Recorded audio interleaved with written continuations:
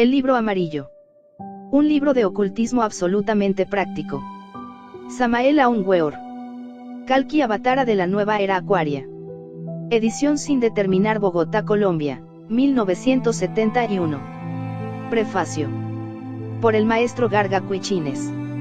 Hay personas que tienen algún mérito ganado en vidas anteriores y al ver una obra como la presente, el libro amarillo, hacen alguna práctica y de inmediato salen al mundo astral, pero con tan mala suerte que al regresar nuevamente al mundo físico y encontrarse con hermanos de la senda, cuentan sus experiencias, divulgan todo lo que les muestran y enseguida son tapados, es decir, no se les permite traer el recuerdo por mucho tiempo.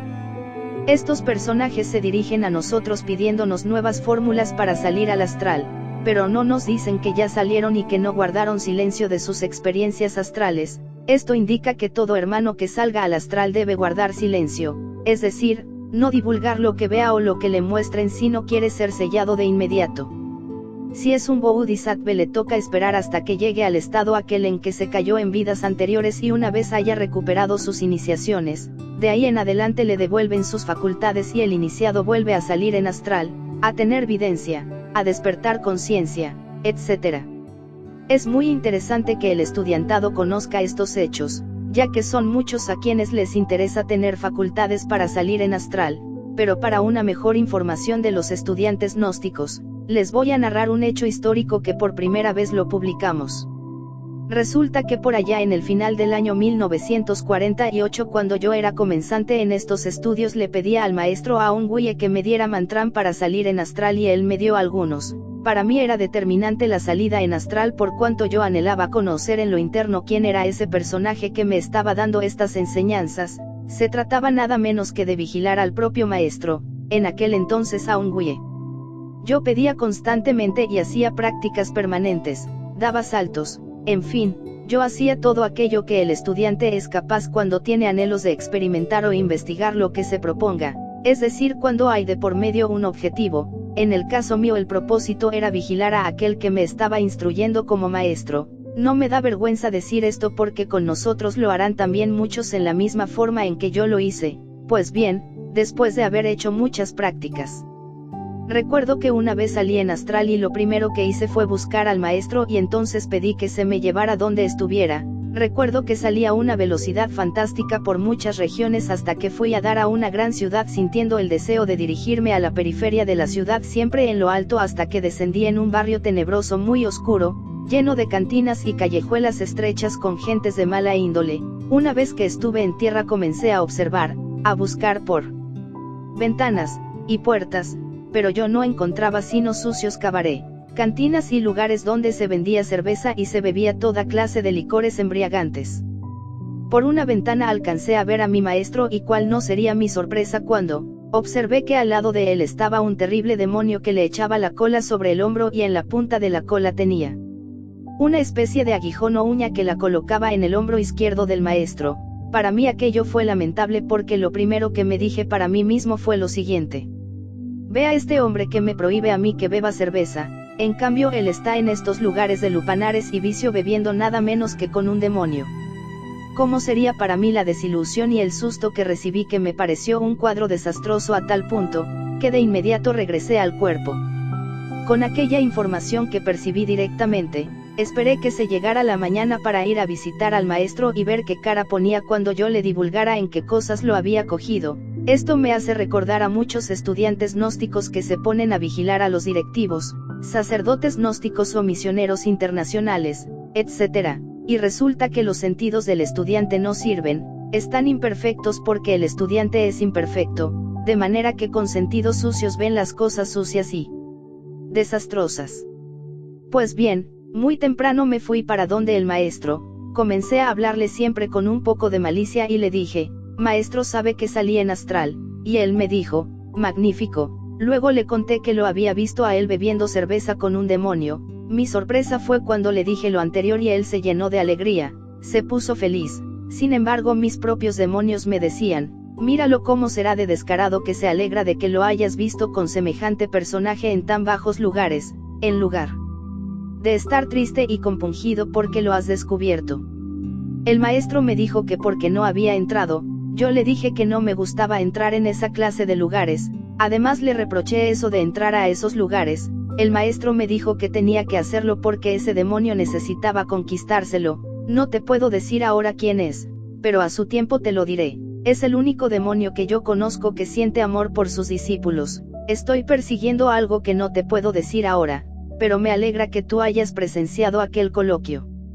En síntesis, lo que yo había visto, más tarde vino a dar sus resultados. Se trataba nada menos que de romper la cadena que tenía atado al mundo, y se logró romper el cerco tenebroso mediante el arrepentimiento de Belcebú, y que ya conocen todos los estudiantes gnósticos. Sin embargo, yo en aquella época nada sabía de estas cosas tan inteligentes que el maestro estaba planeando. Yo juzgaba con mis sentidos imperfectos porque tenía la mente sucia. Por eso los estudiantes deben mejorar sus sentidos para que traigan buena información. Se mejoran acabando con los defectos. Se necesita con urgencia que el estudiante acabe con sus defectos para que sus sentidos mejoren y sus facultades regresen y puedan salir en astral, en estado de Guinness, y ver los resultados en forma precisa. Belcebú, aquel demonio, pasó a la Logia Blanca, porque protestó del mal que había hecho y quedó en manos de los maestros de la Logia Blanca. Roto ese eslabón terrible que aprisionaba al mundo, fueron cayendo una cantidad de magos negros, que el maestro expresa en la Revolución de Bell y también en el Matrimonio Perfecto. Hay hermanos que se ponen a deducir sin estar preparados, como lo que yo deducía en aquella época. Por eso el maestro nunca me confió en ese tiempo nada de sus planes, porque yo lo podía vender. En un discípulo lleno de defectos no se puede fiar. De ahí la necesidad de limpiar la mente y mejorarse utilizando las claves que el maestro da en todos sus libros, pero hay que ponerlos en práctica. Julio Medina Vizcaíno. Introducción. La adorable Madre Kundalini es el fuego abrasador del Espíritu Santo. Ella es Isis, María, Maya, Adonía, Insoberta, Rea, Cibeles, etcétera, etcétera, etcétera. Ella tiene millares de nombres adorables. Ella es amor. La electricidad, el magnetismo universal, la fuerza cósmica, las leyes de cohesión y gravedad planetaria fueron creadas por la Madre de toda adoración. Todos los planetas que brillan, centellean y palpitan en el inalterable infinito, descansan entre el seno delicioso de la bendita Diosa Madre del mundo. La Señora de la Suprema Adoración conduce a sus niños de la mano, por la senda peligrosa del filo de la navaja. La Divina Madre permanece enroscada 3 veces y media en la iglesia coxígea. La Señora de toda adoración abre las 7 iglesias del Apocalipsis de la médula espinal. Debemos buscar a la Divina Madre en el Templo Corazón. La cruz de la iniciación se recibe en el Templo Corazón. Solo la adorable Señora del Amor tiene el poder de despertar a sus niños entre el seno profundo del Espíritu Universal de vida. La Madre debe convertirse en un lago sereno y sin tempestades, donde se refleje todo el panorama del cielo estrellado. Cuando la mente está quieta y en silencio, entonces la Divina Madre se goza en nosotros. Esa es la bienaventuranza. La paz solo se logra con el control de la mente. La pureza del pensamiento conduce a la perfección del yogi. Debemos venerar a los maestros. Debemos hacer nuestras prácticas esotéricas llenos de ardiente fe. Aquellos que tienen fe se convierten en seres inefables. La sabiduría y el amor resplandecen en la mente de aquellos que han alcanzado en Samadhi, el éxtasis de los santos.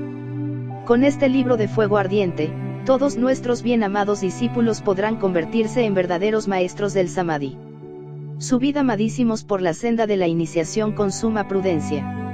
Recordad que este camino está lleno de peligros por dentro y por fuera. Esta es la senda del filo de la navaja. Bebed el néctar de la inmortalidad en la fuente purísima del éxtasis. Hollad la senda de la perfecta santidad. La Divina Madre tiene el poder de abrir todos los chakras del cuerpo astral. Ella es la Señora de toda perfección. La Señora de perfección mora en los electrones. En ella meditan los sabios gnósticos, los místicos la adoran, los enamorados la levantan por el canal medular. Cuidad tu licor seminal. Evitad las poluciones nocturnas con el arcano AZF. Relajad vuestros músculos para la meditación. Mantén flexible vuestra columna espinal. No comáis carne de ninguna especie. Bebed agua pura. Levantaos en la aurora. Recordad que la miel de abeja es el alimento de la fraternidad universal blanca. Comed frutas, granos y plantas. Practicad la meditación diariamente. Recordad que la meditación es el pan diario del sabio. El libro amarillo es un libro de ocultismo trascendental y absolutamente práctico. Aquí tenéis, amadísimos, la yoga que se necesita a la nueva era acuaria. Sed amables para escuchar y bondadosos para juzgar. Que vuestro Padre que está en secreto, y que vuestra divina Madre Kundalini os bendiga. El autor. Capítulo y el amor. La yoga moderna es especialmente gnóstica cristiana. La yoga moderna rechaza absolutamente el Hatha Yoga. Creemos muy sinceramente que las maromas del Hatha Yoga son propias de payasos y de circos. Eso no sirve para nada. Lo más grande que hay en la vida es el amor. Ninguna maroma de circo puede reemplazar jamás al encanto divino del amor. En los misterios de Eleusis los hombres y las mujeres se magnetizaban mutuamente entre las danzas misteriosas del amor. Entonces nadie pensaba en porquería sino en cosas santas y puras. Las grandes fiestas de Eleusis, la alegría, la danza, el beso y la magia sexual, transformaban a los seres humanos en verdaderos dioses. Entre las delicias del amor los hombres y las mujeres encantan y despiertan a la bella durmiente, la divina serpiente Kundalini. Cuando una mujer y un hombre se adoran acumulan entonces las fuerzas terriblemente divinas de la Madre Cósmica. Esas centelleantes fuerzas espantosamente divinas, inundan con sus resplandes todos los chakras, centros, ruedas, flores de loto de los cuerpos internos del hombre. Los fuegos dorsales son jehovísticos. Los fuegos del corazón son crísticos. En la frente centellean los rayos terriblemente divinos del Padre. Todas esas tres clases de energía son puro semen transmutado. En el licor seminal se halla la clave de la redención humana. La energía seminal debe ser sublimada hasta el corazón. En el corazón la Divina Madre encuentra a su Hijo, el Cristo interno. La Madre y su Hijo viven en el templo corazón. La cruz de la iniciación se recibe en el templo corazón. Puede y debe haber conexión sexual, pero es preferible morir antes que cometer el crimen de derramar el semen.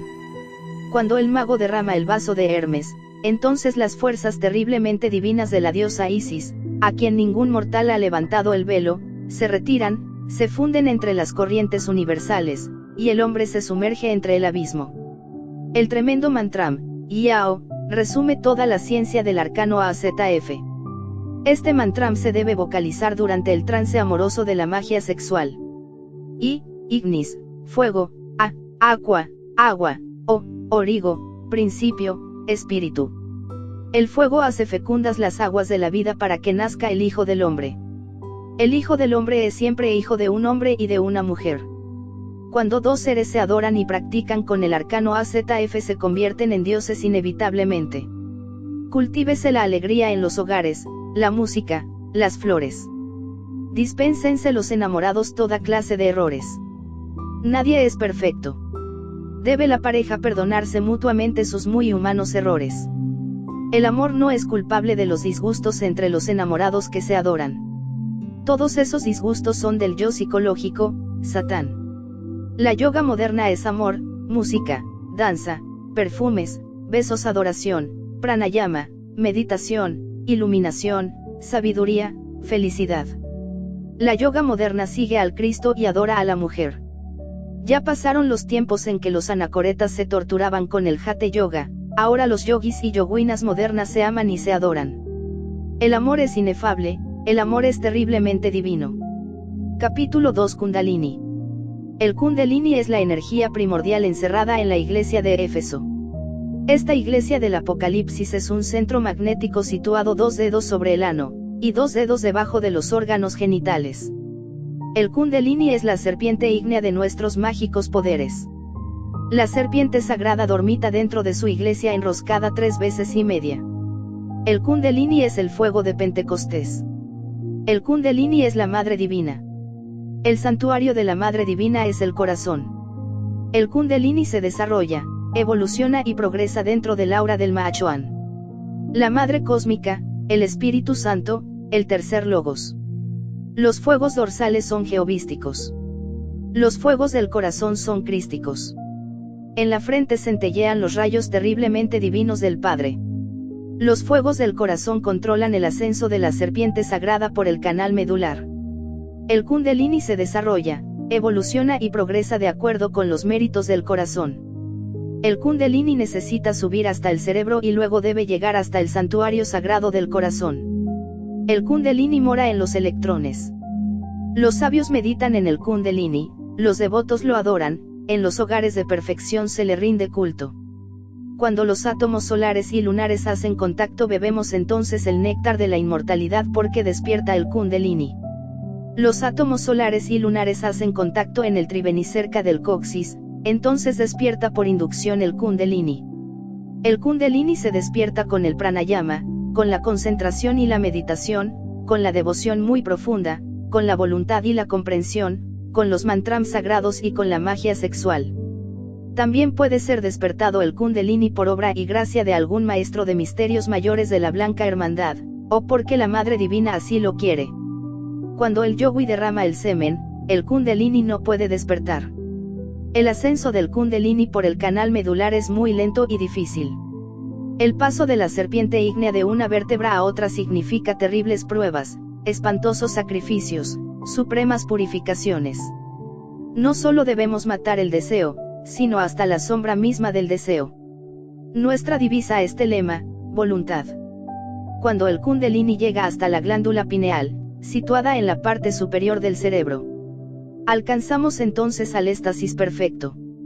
Debemos advertir que aun cuando el Kundalini tiene forma de serpiente, puede presentarse ante el devoto con la forma de la Madre Divina, Isis, Rea, Cibeles, María, etcétera, etcétera, etcétera. Cuando el Kundalini despierta, el devoto ve visiones maravillosas, y escucha múltiples sonidos. Cuando el Kundalini despierta se desarrollan entonces todos los poderes del alma. Cuando el Kundalini despierta el estudiante ve una luz muy brillante igual a 10.000 soles juntos que resplandecen de alegría al unísono con la iglesia de Éfeso. Si el devoto derrama el semen después de haber iniciado el ascenso del Kundalini por el canal medular, el Kundalini desciende entonces una o más vértebras según la magnitud de la falta. Ningún fornicario podría llegar a la realización cósmica. El agua es el habitáculo del fuego. Si derramamos el agua perdemos entonces el fuego. La castidad es el fundamento de la gran obra. Todo el poder del Kundalini se encuentra en el semen. Todo aquel que logre llevar esta energía del Kundalini hasta la glándula pineal, alcanza de hecho la supraconsciencia, el estado de Nirvikalpa Samadhi. El que llega a estas alturas es un iluminado, un dios. El Kundalini yace en la cavidad triangular conocida como Triángulo Celestial, centro de la iglesia de Éfeso. El templo maravilloso de Éfeso es un loto esplendoroso. Ese loto tiene 4 pétalos. La iglesia de Éfeso tiene la luminosidad de 10 millones de soles. La tierra elemental de los sabios corresponde a esta flor de loto. Cuando la serpiente sagrada abre la iglesia de Éfeso se nos confieren poderes sobre las criaturas elementales que viven en las entrañas de la tierra. Entonces podemos obrar sobre los terremotos. Cuando la serpiente llega a la altura de la próstata se abre la iglesia de Esmirna. Este chakra tiene 6 pétalos. El chakra prostático nos confiere el poder de crear. Sería imposible toda creación sin el chakra prostático. El inmortal Babaji, el Cristo Yogui de la India cuyo cuerpo data de muchos millones de años que se pierden en la noche de los siglos, es el supremo rector del chakra prostático. Babaji maneja toda vida, y tiene el poder de crear y volver nuevamente a crear. El agua elemental de los sabios, el Enseminis, es el elemento de este chakra. Todo aquel que abre la iglesia de Esmirna, tiene poder sobre las aguas y las tempestades. El ascenso del Kundalini a la región del ombligo, nos confiere el poder de obrar sobre el fuego de los volcanes. El chakra de la región del ombligo es la iglesia de Pérgamo. Este chakra tiene 10 pétalos. El fuego elemental de los sabios es el elemento de este chakra.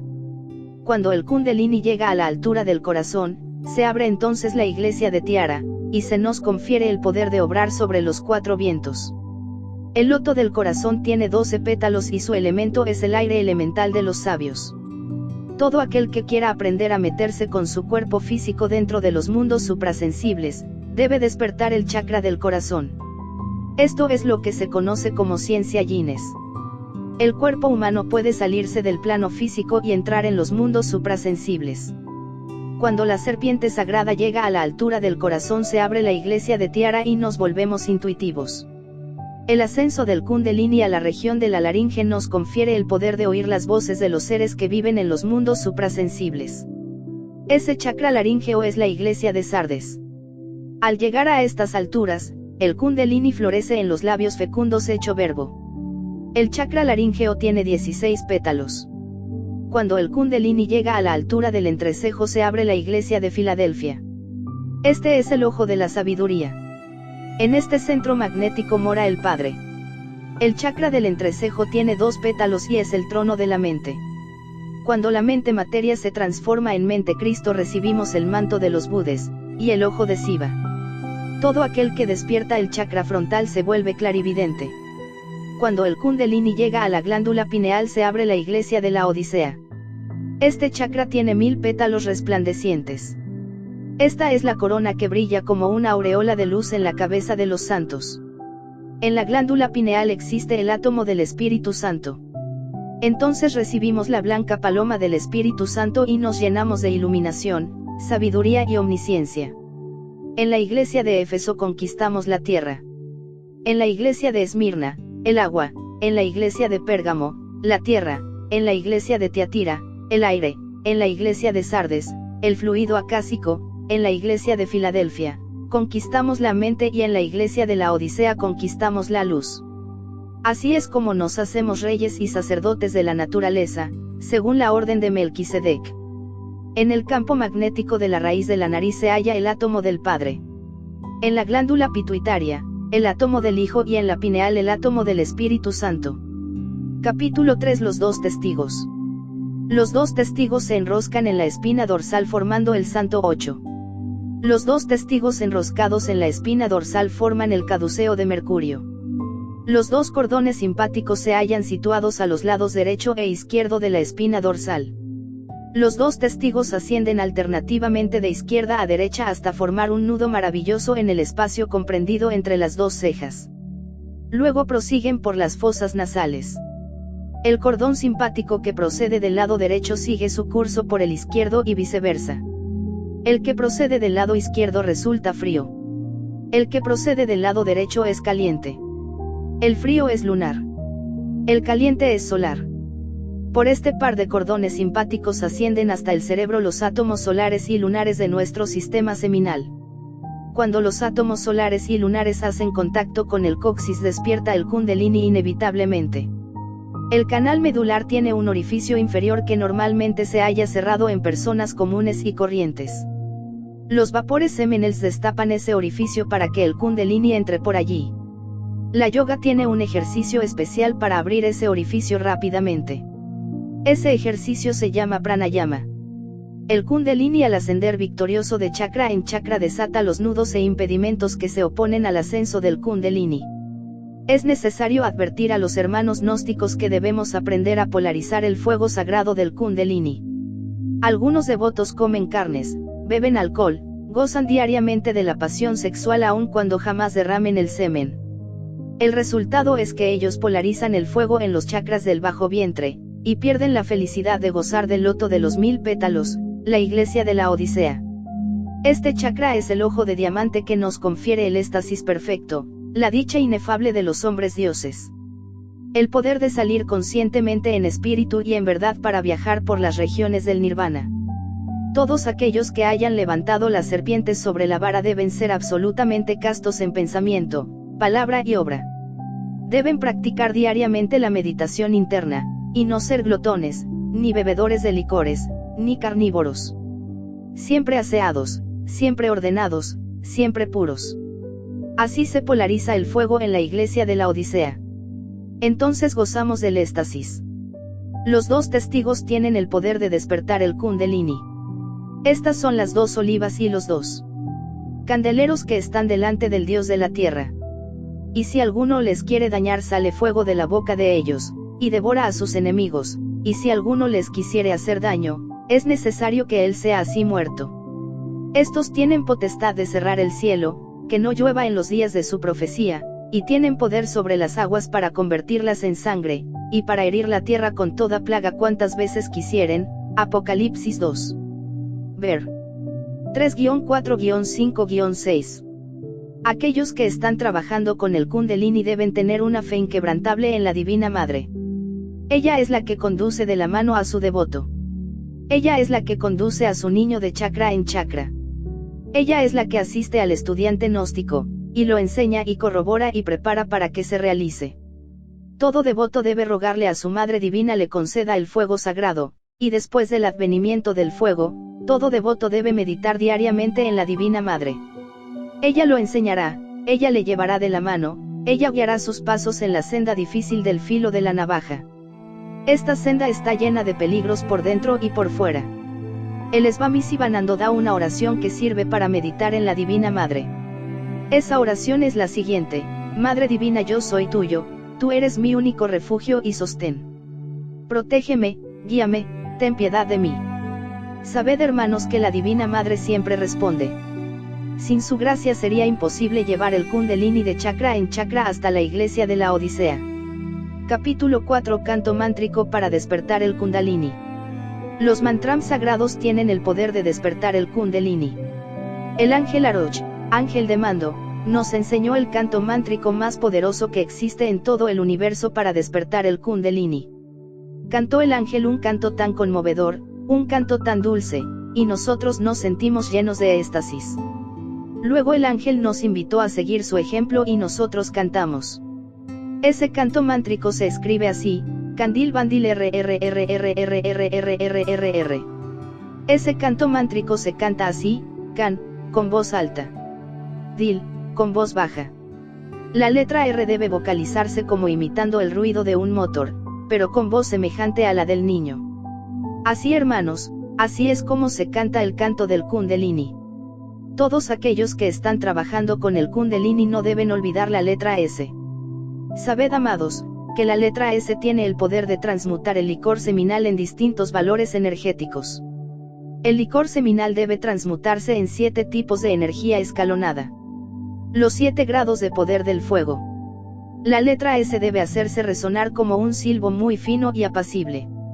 Se aprietan los dientes de arriba con los de abajo, para dar ese silbo finísimo y muy delicado. Esa es la sutil voz que el yogui debe aprender a entonar y manejar. El yogui debe tener el vaso de Hermes, herméticamente tapado. El yogui que sufre de poluciones nocturnas, o que fornica diariamente o constantemente, se parece al hombre que quiere llenar un cántaro, o barril, sin fondo. El yogui debe transmutar el licor seminal en 7 tipos de energía. La letra S tiene el poder de transmutar el licor seminal en 7 tipos de energía escalonada. La Kriya de Babaji, el Cristo Yogui de la India, enseña el poder de la letra S, el silbo dulce y apacible. Detrás del silbo muy fino que el yogui sabe producir con su boca, está la sutil voz, un silbo aún mucho más fino, que cuando resuena en el cerebelo confiere al yogui el poder de salir instantáneamente en cuerpo astral. Todos aquellos devotos que estén trabajando con el Kundalini, no deben dejar de practicar con la letra S. La S entonada así S como un silbo muy fino, transmuta el licor seminal en el fuego sagrado del Kundalini. El canto mántrico del ángel Aroch, y el silbo dulce y apacible, son urgentes para despertar el Kundalini. Capítulo V. Los hijos de la sabiduría. Todo verdadero matrimonio gnóstico puede y debe engendrar hijos de la sabiduría. Sabed, amados discípulos, que los hijos de la sabiduría, no son hijos de fornicación. Cuando los matrimonios gnósticos quieren brindar cuerpo a algún gran maestro de la logia blanca, deben inevitablemente bajar a la 9ª esfera con el arcano 9 del tarot. Ese arcano es el sexo. La madre de los hijos de la sabiduría se prepara durante 9 meses antes de crear con el poder Kriya Sakti. Durante este tiempo ella debe orar mucho a la Madre Divina rogándole con todo el corazón, con toda el alma, que le dé la felicidad de concebir en su vientre a un gran maestro, para ayudar a la humanidad. Son 9 meses de preparación, 9 meses de castidad, santidad, meditación, antes de efectuar el acto secreto con el marido. El futuro padre del niño, tampoco debe ser fornicario. Él debe abstenerse durante 9 meses. Él y ella solo deben orar mucho a la Divina Madre, rogándole la dicha de tener por hijo a un gran maestro. Los esposos no deben comer carnes. Los esposos deben ser vegetarianos. Los esposos deben ser castos en pensamiento, palabra y obra. La cópula sagrada se efectúa en primavera durante el mes de las flores, mayo. En el mes de mayo desciende el Bude para bendecir a la humanidad. Se debe efectuar el acto un día viernes en la aurora. A esa hora está vibrando intensamente el lucero de la mañana. La pareja debe retirarse del acto sin haber eyaculado el licor seminal. Las jerarquías lunares saben utilizar un gameto masculino y un óvulo materno para hacer fecunda la matriz. La madre debe acostarse cada mes en posición diferente, un mes a la derecha, y otro hacia la izquierda. Así es como el cuerpo de la criatura que está entre el vientre recibirá todo el beneficio cósmico. En la Lemurie se efectuaba todo este trabajo dentro de los grandes templos de misterios. Entonces no existía el dolor en el parto. Así es como vienen al mundo los hijos de la sabiduría. Este es el sistema creador del Kriya Sakti. Con este sistema antiquísimo que se pierde en la noche de los siglos, todo matrimonio yogui podría brindar vehículo físico a cualquiera de los grandes maestros de la venerable logia blanca. Esta clave maravillosa demuestra en forma evidente que no se necesita eyacular 7 millones de zoospermos para crear un nuevo ser humano. Dios dijo creced y multiplicaos. Dios no dijo creced y fornicad. La eyaculación seminal es delito. La eyaculación seminal es fornicación brutal. El sistema antiguo de reproducción paradisíaca se realizaba sin la eyaculación seminal en el hombre, y sin el orgasmo femenino. Los tenebrosos lucifers de la antigua tierra-luna le enseñaron al hombre la eyaculación seminal. Entonces perdió sus poderes. Esto está representado por la salida del Edén. Nosotros no enseñamos cosas contra natura. Lo normal y natural es no derramar el semen. No estamos enseñando refinamientos sexuales, estamos enseñando lo que verdaderamente es natural, normal. La gente se escandaliza porque la piedra filosofal es piedra de tropiezo y roca de escándalo para los malvados. La piedra de tropiezo es el sexo. Los malvados odian la magia sexual. A los malvados les repugna todo aquello que les quite la plena satisfacción de sus pasiones carnales. Los malvados sienten repugnancia por la castidad.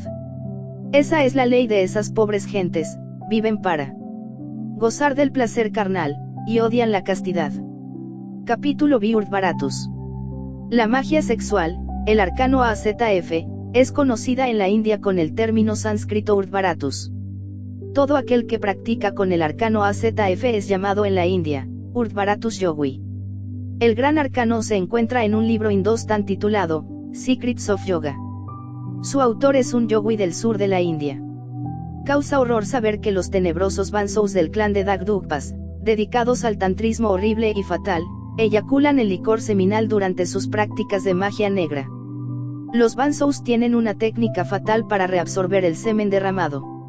Esa técnica es el Bajroli desgraciadamente mal empleado.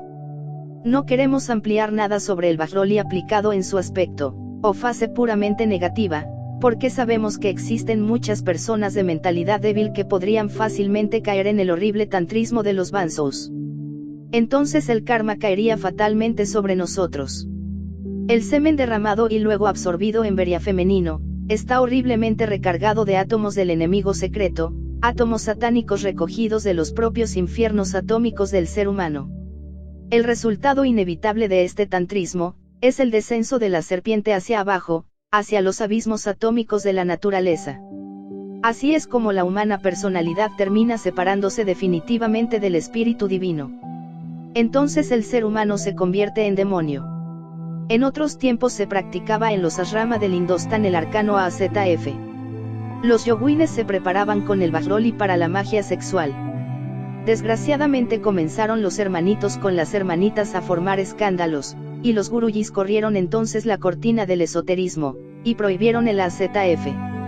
Sin embargo, en secreto los yogis y yoguinas iniciados practican el AZF, aunque aparentemente esté prohibido. La realidad es que esta prohibición hizo más daños que beneficios, pues el sistema de brahmacharya resulta un fracaso porque nadie es capaz de guardar brahmacharya, abstención absoluta.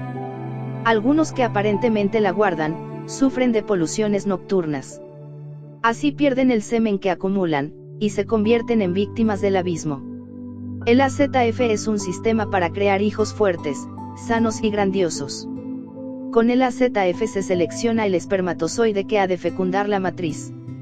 El zoospermo que logra escaparse durante la práctica con el arcano AZF es de hecho un zoospermo seleccionado y poderoso que ha de dar origen a un verdadero superhombre. Así podemos formar una raza de dioses. Con el AZF se logra el desarrollo completo de todos los fuegos dorsales. Con el arcano AZF se logra la total realización a fondo. La gran Yowina HPV, después de haber enviudado del conde Blavatsky, tuvo que casarse para practicar con el arcano AZF. Solo así logró el completo desarrollo de los 49 fuegos. El Yogi Avatara Lakiri la Asaya fue llamado por Babaji para la iniciación, cuando ya estaba casado. Así se realizó el Yogi Avatara. Los guruyis de los asrama tienen que pagar el karma de no haber hablado claro cuando fue necesario hablar claro. Nada se ganó con velar el santuario. Es mejor tener el valor de hablar claro. En la unión del palo y el útero se halla la clave del arcano AZF. Lo importante es retirarse del acto sexual sin derramar el semen. No se debe derramar el vaso de Hermes, jamás en la vida. Así nos convertimos en dioses terriblemente divinos. Nuestra divisa es telema, voluntad. Con el Urdhvaratu se despierta y desarrolla totalmente el Kundalini. Capítulo 7. La Madre Cósmica. Dios no tiene figura ninguna. Dios es coesencial con el espacio abstracto absoluto. Dios es aquello, aquello, aquello. Dios tiene dos aspectos, sabiduría, amor. Dios como sabiduría es Padre. Dios como amor es Madre. Cristo es el Hijo de Dios. Cristo no es un individuo, Cristo es un ejército. Cristo es el ejército de la voz. El Verbo. Antes de que rayara la aurora del nuevo día cósmico, el Padre, la Madre, y el Hijo eran uno, aquello. Aquello. Aquello. Dios como Padre reside en el ojo de la sabiduría. Este ojo está situado entre las dos cejas. Dios como Madre reside en el templo corazón. Sabiduría y amor son las dos columnas torales de la gran logia blanca. Dentro de cada ser humano existe un soldado del ejército de la voz. Ese es el Cristo interno de todo hombre que viene al mundo. El hombre séptuple es tan solo la sombra pecadora de ese soldado del ejército de la voz. Necesitamos encarnar al hombre sol, el Cristo interno. La Madre Divina nos ayuda. Pedid y se os dará, golpead y se os abrirá. Dios como amor es Isis, a quien ningún mortal ha levantado el velo. ¿Quién es aquel que se atrevería a levantar ese velo terriblemente divino? Ay de los profanos y de los profanadores que se atrevan siquiera a tocar el velo de Isis. Cuando el devoto hace sus ruegos a la Madre Divina, debe tener sueño y estar sumergido en profunda meditación interna. El verdadero devoto no se levanta de su cama, ni come ni bebe hasta recibir la respuesta de la Divina Madre. La Madre Cósmica no tiene forma, pero gusta tomar alguna forma para contestar al suplicante. Puede presentarse como Isis, Rea, Cibeles, Tonantzin, María, etcétera, etcétera, etcétera. Cuando la Divina Madre ha dado su respuesta al devoto, desintegra su forma instantáneamente porque no la necesita. La Divina Madre es el segundo aspecto de aquello y se llama amor. El amor es una sustancia que es coesencial con el espacio abstracto muy profundo. La Divina Madre no es una mujer, ni tampoco algún individuo. Es únicamente una sustancia incógnita. Cualquier forma que eso tome, se desintegra instantes después. Eso es amor. Dios Madre es amor. Dios Madre nos adora, nos ama terriblemente. La diosa madre del mundo sube por el canal medular convertida en serpiente de fuego cuando trabajamos con el arcano AZF. La diosa madre del mundo es Devi Kundalini. La Divina Madre lleva a su niño en sus brazos amorosos. El Cristo interno de cada hombre es ese niño. La Madre es aquello. Aquello. Aquello. Isis. Amor. Misterio. El devoto que quiera poderes debe pedírselos a la Divina Madre. El verdadero devoto se humilla ante Dios Madre. Si el devoto verdaderamente se resuelve a corregir sus errores y a hollar la senda de la santidad, Puede pedir a la Divina Madre el perdón de su karma pasado y la Madre Divina lo perdona. Pero si el devoto no se corrige ni sigue la senda de santidad, es entonces inútil pedir perdón a la Madre Divina, porque ella no lo perdona. La Madre Divina perdona a sus hijos arrepentidos verdaderamente. Ella sabe perdonar a sus hijos porque son sus hijos. Todo el karma de las malas acciones, de pasadas reencarnaciones puede ser perdonado por la Madre Divina. Cuando el arrepentimiento es absoluto, el castigo sale sobrando. Capítulo 8 Pranayama crístico egipcio. Prane es el gran aliento. Prane es el Cristo cósmico. Prane es la vida que palpita en cada átomo, como palpita en cada sol. El fuego arde por Prane, el agua fluye por Prane, el viento sopla por Prane, el sol existe por Prane, la vida que tenemos es Prane. Nada podría existir en el universo sin Prane. No podría nacer el insecto más insignificante, ni brotar la más tímida florecilla sin el Prane. Prane existe en el alimento que comemos, en el aire que respiramos, en el agua que tomamos, en todo.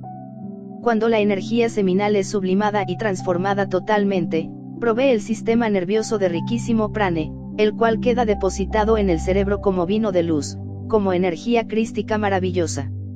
Existe una estrecha conexión entre la mente, el Prane y el semen. Controlando la energía seminal con la fuerza de la voluntad, habremos logrado todo porque la mente y el Prane quedarán entonces bajo nuestro control. Aquellos que derraman el semen no podrán jamás en la vida controlar la mente ni el Prane. Esos son los fracasados. Quien logre el control sexual, logrará también el control de su mente, y el control del Prane. Esa clase de hombres alcanzan la liberación. Esa clase de hombres logran el elixir de larga vida.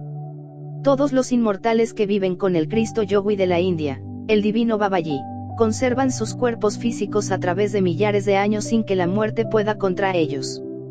Esos hermanos, después de lograr la suprema castidad, consiguieron el control del Prane y de la mente. Prane es energía universal, es vida, es luz, es alegría. El principal objetivo de la práctica del pranayama es lograr la unión de los átomos solares y lunares del sistema seminal para despertar el Kundalini. Práctica esotérica. Primero. Siéntese el devoto, en una silla con el rostro hacia el oriente. Segundo. Haga mucha oración, rogándole a la Divina Madre que le despierte el Kundalini. Tercero. El pecho, cuello y cabeza deberán estar en línea vertical. No se debe doblar el cuerpo a los lados, ni hacia adelante o hacia atrás. Las palmas de las manos deben descansar sobre las piernas en forma muy natural. Cuarto. La mente del devoto debe estar dirigida hacia adentro, hacia la Divina Madre, amándola y adorándola. Quinto. Cierre los ojos para que las cosas del mundo físico no lo distraigan. Sexto. Tape la fosa nasal derecha con el dedo pulgar vocalizando mentalmente el mantram ton, a tiempo que respira, o inhala muy lentamente el aire por la fosa izquierda. Séptimo. Clausure ahora la fosa nasal izquierda con el dedo índice. Retenga el aliento. Envíe el prane a la iglesia de Éfeso situada en el coxis para despertar el Kundalini, y pronuncie mentalmente el mantram SA. Octavo. Exhale ahora lentamente por la fosa nasal derecha vocalizando mentalmente el mantram AN. Noveno. Clausure ahora la fosa nasal izquierda con el dedo índice. Décimo. Inhale la vida, el prane, por la fosa nasal derecha vocalizando mentalmente el mantram ton. Retenga ahora el aliento vocalizando el mantram Ra. Clausure las dos fosas nasales con los dedos índice y pulgar. Envíe el prane al centro magnético del coxis para despertar el Kundalini. 11. Exhale muy lentamente por la fosa nasal izquierda vocalizando mentalmente la sílaba mántrica AN. 12. Esto constituye un pranayama completo. 13. 6 pranayamas seguidos deben realizarse al amanecer y al anochecer. 14. El devoto se levantará de su silla y arrodillará en tierra. 15. Colocará ahora las palmas de la mano en el suelo tocándose entre sí los dedos pulgares. 16. Inclinado hacia adelante, postrado en tierra, lleno de suprema veneración, con la cabeza hacia oriente, apoyará su frente sobre el dorso de las manos, al estilo egipcio. 17. Vocalizará ahora el devoto con su laringe creadora el poderoso mantram Ra de los egipcios. Ese mantram se vocaliza alargando el sonido de las dos letras que componen el mantram Ra, así, Ra. Vocalícese 7 veces consecutivas. Estos son los 17 puntos del pranayama egipcio. El mantram Ra tiene el poder de hacer vibrar el kundalini y los chakras para despertarlos. Los mantrams del pranayama son Ton Seam Ton Raam. Con el pranayama se despierta el kundalini. Con el pranayama se disipan las tenebrosas regiones de las tinieblas y la inercia. Con el pranayama disipamos la pereza y la torpeza. El prana se relaciona con la mente. La mente es el vehículo de la voluntad. La voluntad debe obedecer a la gran alma del mundo. Todos los vehículos internos deben ser controlados con el pranayama. Prana es la vida. La fosa nasal derecha es solar. La fosa nasal izquierda es lunar. Los dos testigos se relacionan con las fosas nasales. Las vesículas seminales están unidas a los dos testigos, mediante un par de cordones nerviosos. En última síntesis podemos asegurar que los dos testigos del Apocalipsis nacen en las vesículas seminales. Las dos vesículas seminales son los dos océanos de la vida. Cuéntase que Moisés encontró a su maestro en la confluencia de los dos océanos. Nosotros hemos enseñado en este capítulo un pranayama egipcio para los devotos del mundo occidental. Aquellos que quieran despertar el kundalini deben perseverar diariamente y durante toda su vida en el pranayama. La habitación destinada a la práctica del pranayama no debe ser húmeda, ni tampoco mal ventilada, o sucia. Debe ser una habitación limpia, pura, aseada. También se debe practicar el pranayama en el campo, en la montaña, a orillas del mar, etcétera, etcétera. Con el pranayama transmutamos la energía sexual en energía crística. Con el pranayama despertamos el kundalini y abrimos los chakras totalmente. El pranayama es un sistema de transmutación sexual para solteros. Capítulo 9. Transmutación sexual para solteros. Yoga significa unión con Dios. Nadie puede llegar a la unión con el bien amado sin haber despertado primero el kundalini. Ningún ser viviente podría despertar el kundalini positivamente sin haber llegado a la suprema castidad. Es indispensable lavar los pies en las aguas de la renunciación. Porfiad a entrar por la puerta angosta, porque os digo que muchos procurarán entrar y no podrán. Capítulo 13:24 Lucas. Es urgente saber que la puerta angosta, estrecha y difícil es el sexo. Nosotros salimos del Edén por la puerta del sexo, solo por esa puerta podemos entrar al Edén. El Edén es el mismo sexo. Nadie puede entrar al Edén por puertas falsas. Tenemos que entrar por donde salimos. Esa es la ley. Aquellos estudiantes de ocultismo que por tal o cual motivo no puedan trabajar con el arcano AZF deberán conocer a fondo la ciencia de la transmutación sexual. Existe otra llave secreta con cuyo auxilio podrán los devotos solteros abrir el arca de la ciencia. Práctica de transmutación sexual para solteros. Primera posición. Los devotos de la senda colocados en el suelo deberán imitar la posición del sapo. Segunda posición. Los devotos acostados en su lecho, o también el suelo, en decúbito dorsal, boca arriba, con el tronco inclinado hacia arriba y la cabeza lo más baja posible, deberán entonces inflarse o hincharse como el sapo cuando está furioso. Actitud mental de la primera posición. Voluntad e imaginación unidas, en vibrante armonía, identifíquese el estudiante gnóstico con el sapo. Imagínese estar entre un arroyo de aguas puras de vida. Una su voluntad e imaginación para hacer subir sus energías sexuales desde sus órganos sexuales hasta el cáliz sagrado del cerebro.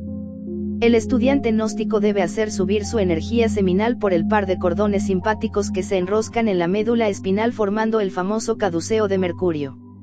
Actitud mental de la segunda posición. Voluntad e imaginación unidas en vibrante armonía. Inflese el estudiante como lo hace el sapo. Esto solo es posible con la respiración. Al inhalar el aire vital imaginad a la energía seminal ascendiendo por vuestros dos canales simpáticos que se enroscan graciosamente en la médula espinal. Llevad esa maravillosa energía seminal hasta el cerebro. Luego conducidla hasta el corazón. Entonces exhalad el aire vital fijando la energía en el templo corazón. Nuestra divisa es telema, voluntad. Mantram de esta práctica. Imitad el canto del sapo. Ese misterioso croak del sapo es el mantram. Origen de esta práctica. La Divina Madre Cósmica nos dio a todos los hermanos esta maravillosa llave del arca de la ciencia. La Madre Divina vela por todos sus hijos. El sapo sobre la flor inmaculada del loto, entre las aguas puras de la vida, es un símbolo sexual arcaico en el viejo Egipto de los faraones. Capítulo X. Orden y disciplina esotérica. Todo estudiante gnóstico debe ser ordenado. El estudiante de la gnosis debe ser verdaderamente disciplinado. Ningún estudiante de la gnosis podría realizar un verdadero progreso, si come carnes, o bebe alcohol. La carne se descompone como cualquier cadáver dentro del estómago. La comida de carne y sangre favorece los instintos criminales. El hígado no puede digerir la carne. La carne tiene mucho ácido úrico que, después de pasar por el hígado, entra en la circulación de la sangre. El ácido úrico trae enfermedades tales como el reumatismo, afecciones hepáticas, dolencias renales, vejez prematura, etc. En la carne se halla la psiquis animal. Aquellos que se nutren con carnes asimilan en sus organismos todos los instintos animales. Las personas corajudas, iracundas, furiosas, asesinas, por lo común se alimentan de carne de toro. Las mujeres habladoras, parlanchinas, etc. casi siempre comen mucha gallina, etc. El gnóstico debe ser templado. No bebedor de vino, no comedor de carnes, no murmurador de las gentes, ni glotón, ni perezoso. El gnóstico debe recogerse diariamente, a las 10 de la noche, en su recámara para practicar la meditación interna.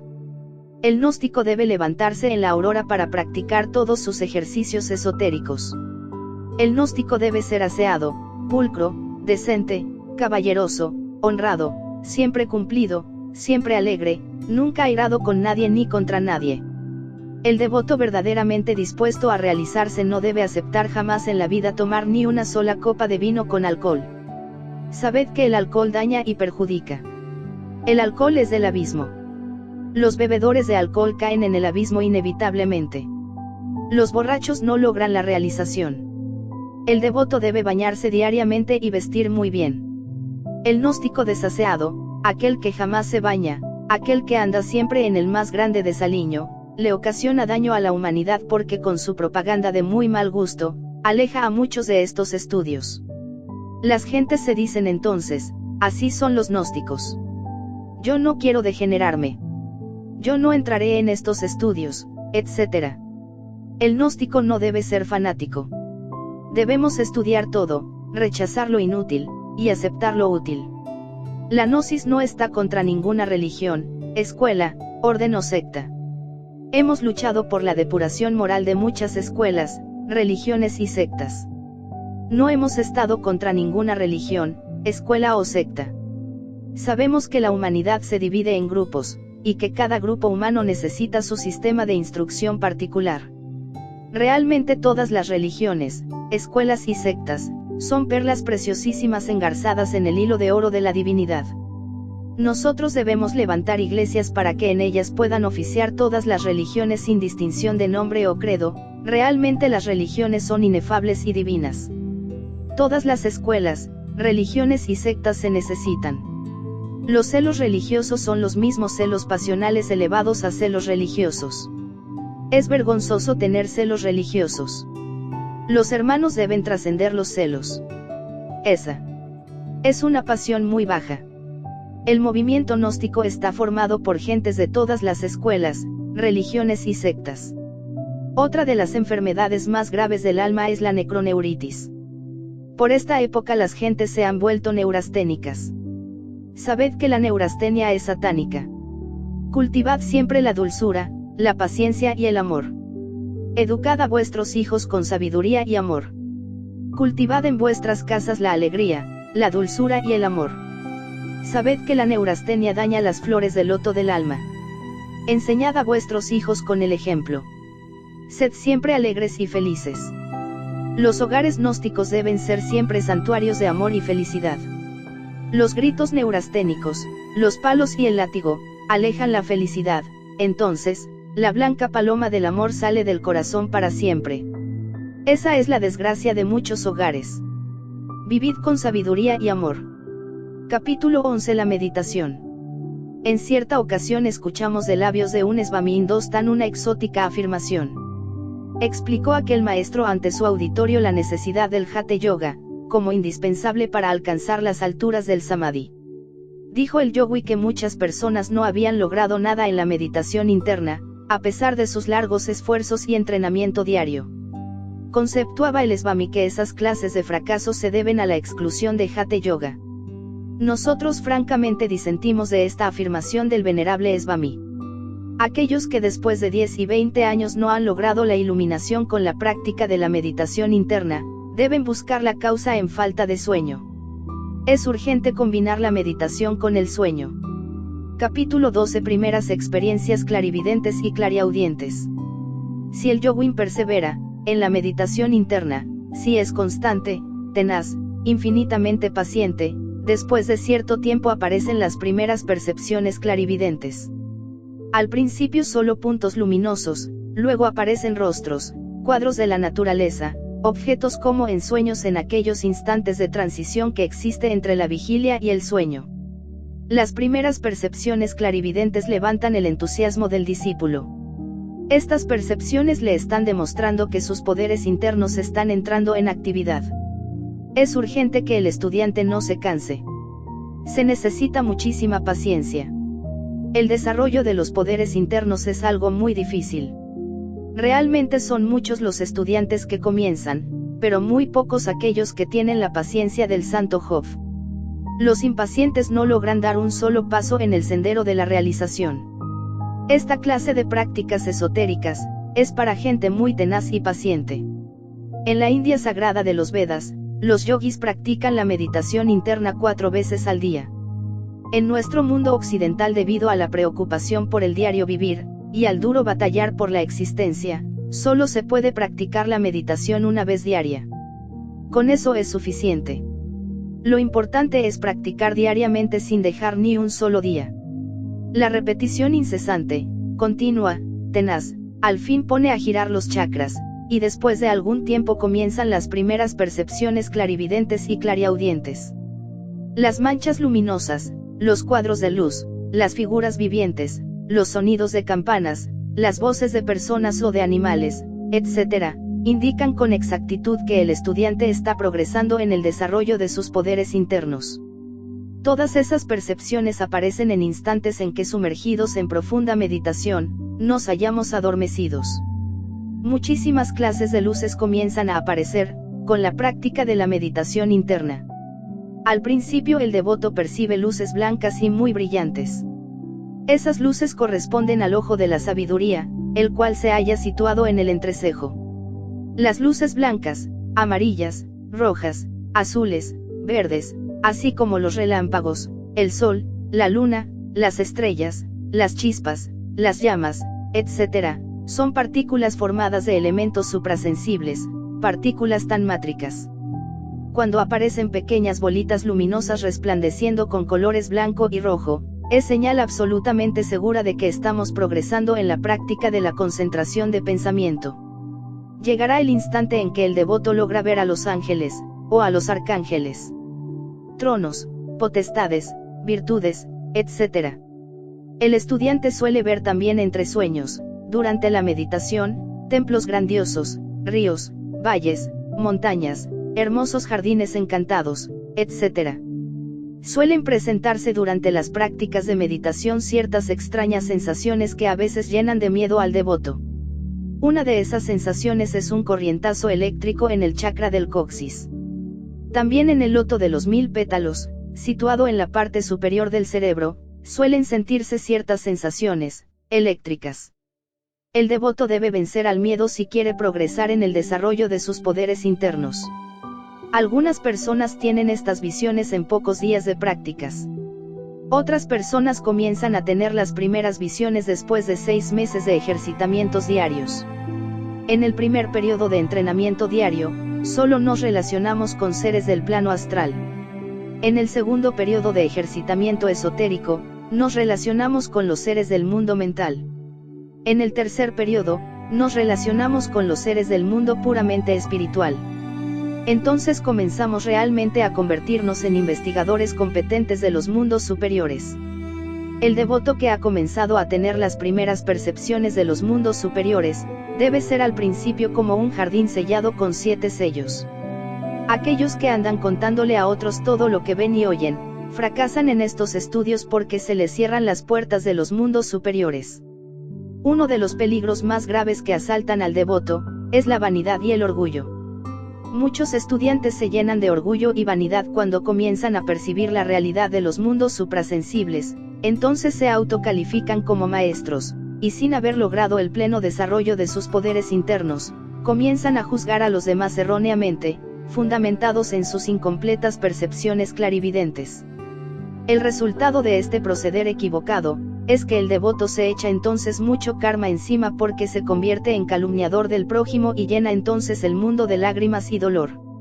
El estudiante que ha tenido las primeras percepciones clarividentes debe ser como un jardín sellado con 7 sellos, hasta que su maestro interno lo inicie en los grandes misterios, y le dé orden de hablar. Otro de los graves errores que asaltan a todos aquellos que se someten a la disciplina esotérica, es despreciar la imaginación. Nosotros hemos aprendido que la imaginación es el translúcido, el espejo del alma, la divina clarividencia. Para el devoto, imaginar es ver.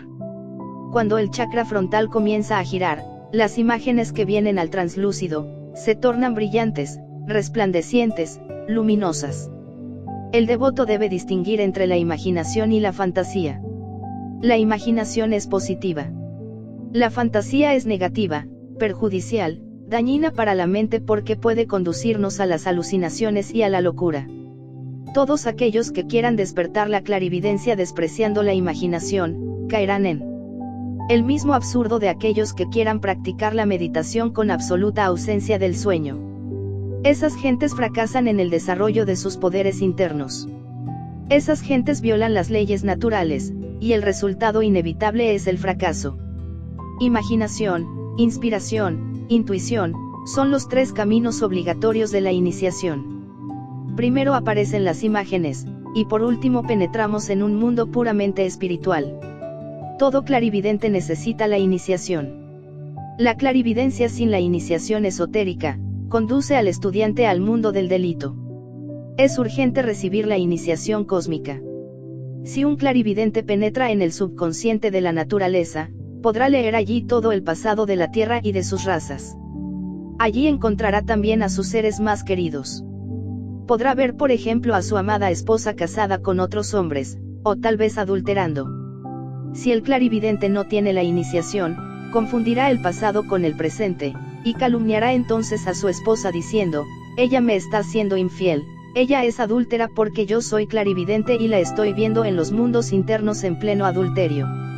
En el subconsciente de la naturaleza existen los recuerdos de nuestras pasadas reencarnaciones.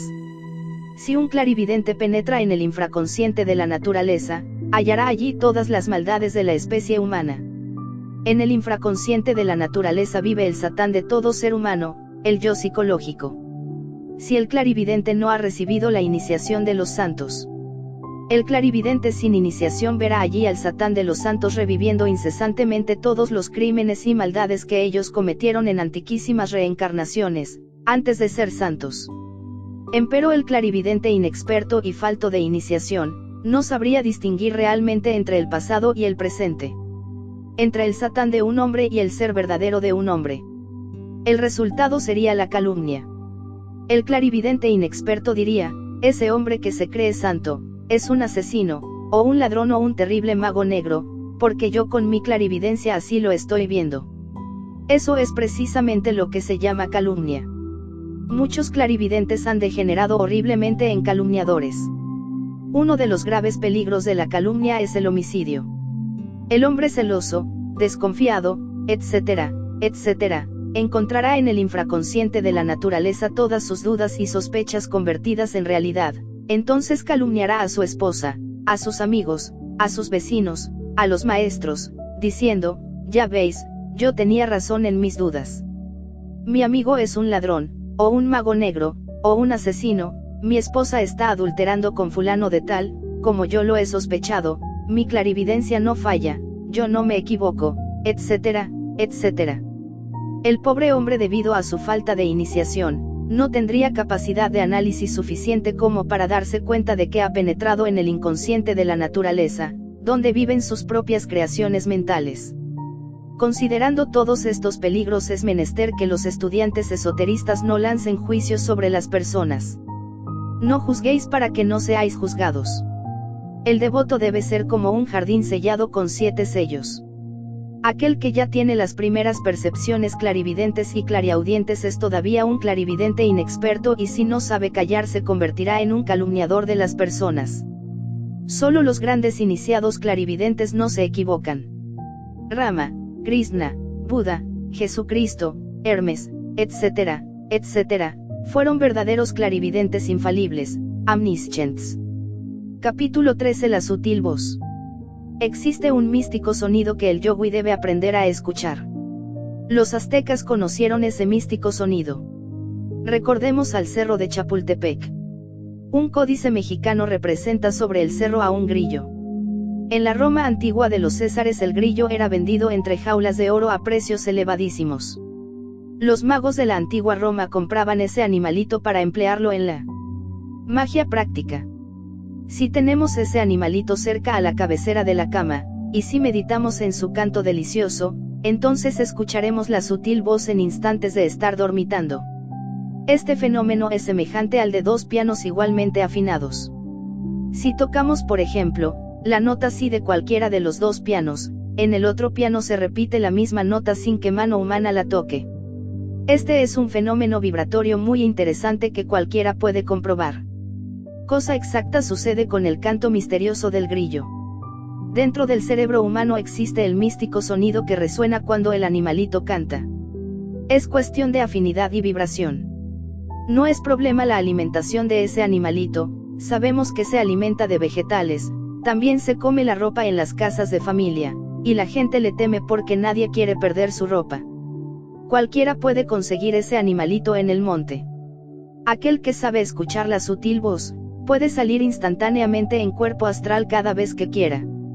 Si el devoto se concentra en el canto del grillo, si el yogui medita en el canto del grillo, si el yogui se adormece escuchando ese canto, pronto resonará dentro de su cerebro el mismo canto, el místico sonido, la sutil voz. Entonces las puertas del misterio están abiertas. En esos instantes puede el gnóstico levantarse de su lecho con toda naturalidad y salir de su casa en cuerpo astral. No se trata de levantarse con la mente, lo que estamos diciendo debe traducirse en hechos.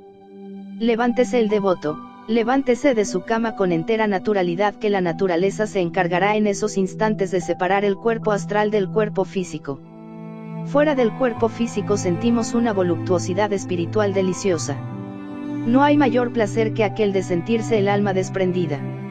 En los mundos superiores podemos platicar con los dioses inefables. En los mundos superiores podemos estudiar a los pies del maestro. Así nos libertamos de tanta teoría, así bebemos en la fuente viva del conocimiento. Todo devoto debe aprender a escuchar la sutil voz. Con el místico sonido, el devoto puede realizar maravillas y prodigios.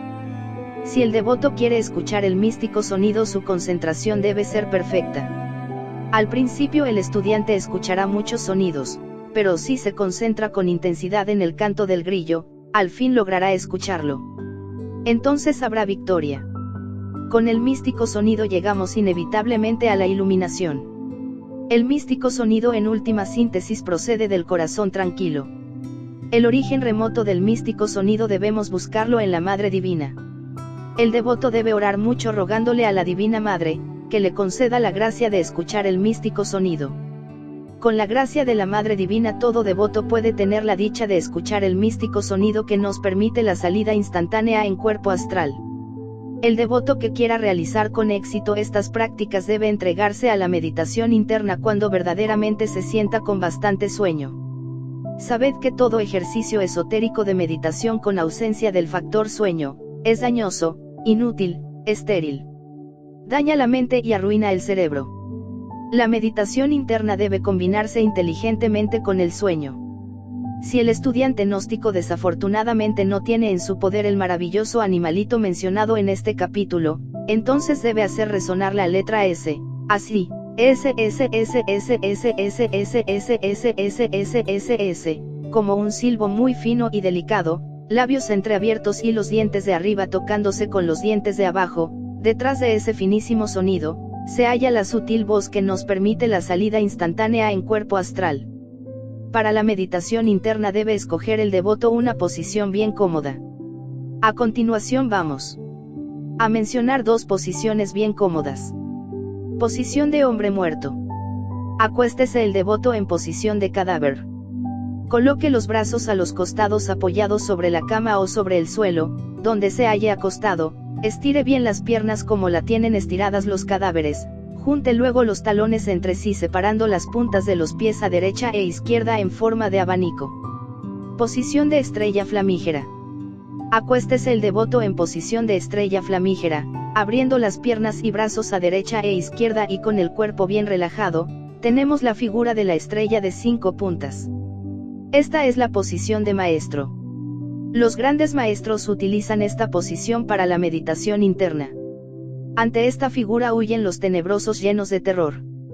Cuando el maestro se levanta deja allí su semejanza flamígera que hace huir a los tenebrosos. Los devotos no deben meditar con el estómago lleno.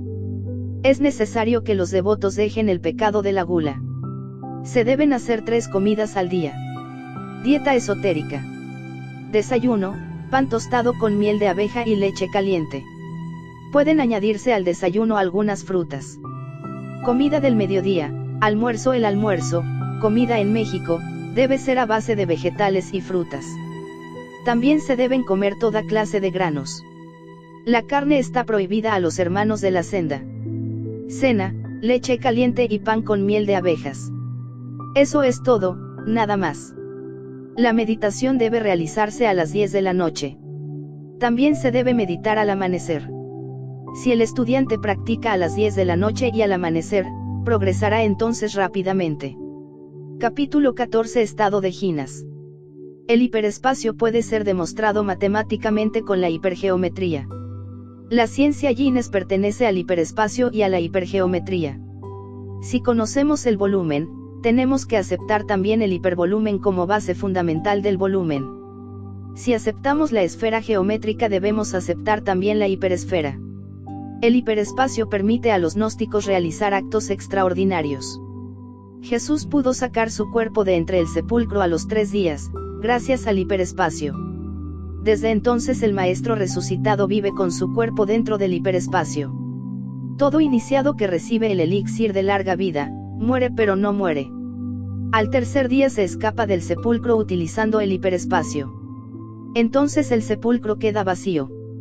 La desaparición o aparición de un cuerpo en el espacio objetivo tridimensional, o el paso de una persona a través de un muro se realizan con pleno éxito cuando se utiliza científicamente el hiperespacio. Los gnósticos científicos colocan su cuerpo físico en estado de Gines y se mueven conscientemente en el hiperespacio. Cuando el cuerpo del yogui se mete en el hiperespacio, decimos que se encuentra en estado de Gines. El yogui en estado Gines puede pasar por entre el fuego sin quemarse, puede caminar por sobre las aguas como lo hizo Jesús, puede flotar en los aires. Puede atravesar una roca o un muro de lado a lado sin recibir ningún daño. La ciencia de Gines se fundamenta en el hiperespacio y es una rama especial de la física atómica. Las personas ignorantes que jamás en la vida han estudiado hipergeometría niegan los estados de Gines. Esa clase de gente son dignas de piedad porque son ignorantes. La vieja geometría se fundamenta en la hipótesis absurda de que por un punto en un plano se puede con seguridad completa trazar una paralela a una recta, pero solamente una, hablando en sentido esencial. El movimiento gnóstico rechaza el punto de vista euclidiano de las 3 conocidas dimensiones, por estar ya totalmente anticuado para la era atómica. La llamada paralela única, suspendiéndose en el sentido especial absoluto, se multiplica dentro de las distintas dimensiones del hiperespacio. Entonces ya no es única. La paralela única de Euclides es un sofisma para atrapar gente ignorante. La gnosis rechaza esa clase de sofismas. El movimiento gnóstico revolucionario no puede aceptar el postulado indemostrable que dice, por un punto cualquiera de nuestra mente se puede trazar una paralela real a la realidad visible y solamente una. La paralela única no existe. El espacio tridimensional absoluto y dogmático del geómetra Euclides es indemostrable y falso. La afirmación absurda de que el mundo físico de experimentación es el único real, resulta ser una razón muy corrida de los ignorantes ilustrados que jamás han investigado los campos electromagnéticos, y la llamada promateria como causa causorum de la materia física. La cuarta dimensión en hiperespacial. Los gnósticos tienen sistemas especiales para meter su cuerpo físico dentro del hiperespacio. No importa que los ignorantes se rían de los estados de Guinness. El que ríe de lo que desconoce está en camino de ser idiota. Realmente solo el idiota ríe y ríe de lo que no conoce. Los gnósticos afirmamos que el espacio infinito interplanetario es curvo. Afirmamos que el infinito vive en incesante movimiento. Afirmamos que existe una serie infinita de espacios giratorios de distintas dimensiones que se penetran y compenetran mutuamente sin fundirse. Afirmamos que todos esos espacios del infinito estrellado tienen forma hiperelipsoidal. Afirmamos que con la fuerza de la mente el hombre puede meter su cuerpo físico dentro de cualquier espacio giratorio hiperelipsoidal. Afirmamos rotundamente que la astrofísica revolucionaria demostrará al mundo la existencia del hiperespacio. Afirmamos que dentro de una línea existen otras hiperespaciales. Afirmamos que el Salvador del mundo vive actualmente en el hiperespacio con el mismo cuerpo que tuvo en la Tierra Santa. Afirmamos que todo iniciado que recibe el elixir de la larga vida, muere pero no muere. Afirmamos que todos aquellos que reciben el elixir de la larga vida, se escapan con su cuerpo físico al tercer día aprovechando la oportunidad que nos brinda el hiperespacio. Estos conservan su cuerpo físico durante millones de años. El inmortal Babaji y su hermana Mataji conservan su cuerpo desde hace muchos millones de años y cumplirán una gran misión con la humanidad de la futura sexta y séptima grandes razas. Afirmamos rotundamente que todo el que trabaje con el arcano AZF puede pedir el elixir de larga vida. Esos mueren pero no mueren. Afirmamos que todo ser humano puede poner su cuerpo físico en estado de Guinness en el instante que quiera, si verdaderamente tiene fe en la Divina Madre. Todo sabio del aire elemental puede dar el gran salto.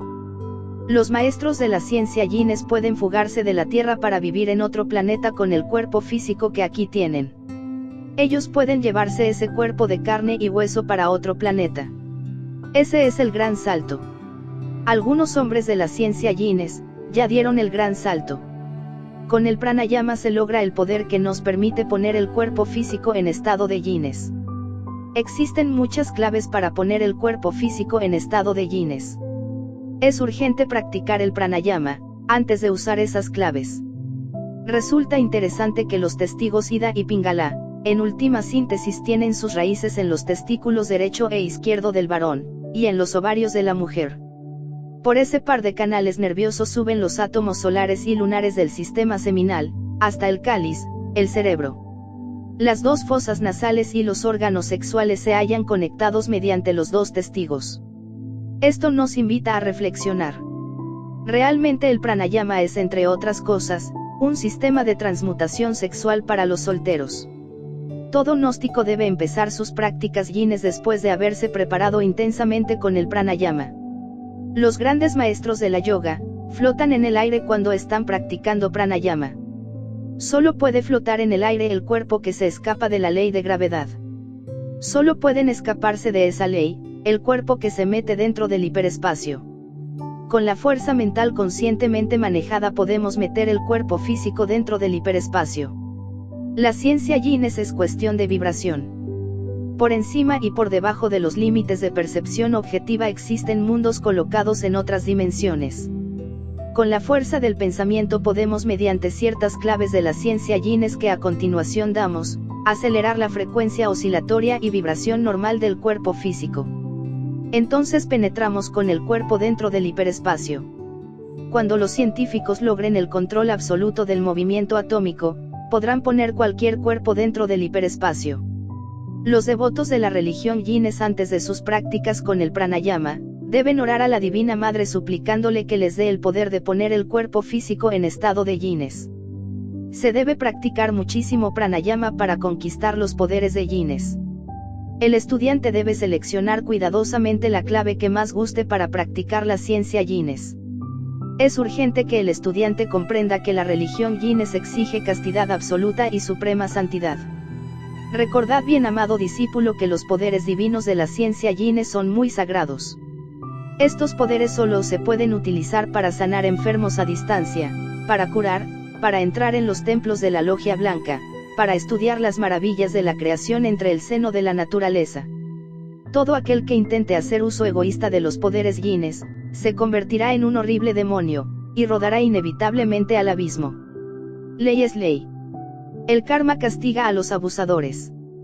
El devoto debe escoger la clave yines que más le guste, y practicar con ella diariamente, intensamente hasta lograr la victoria.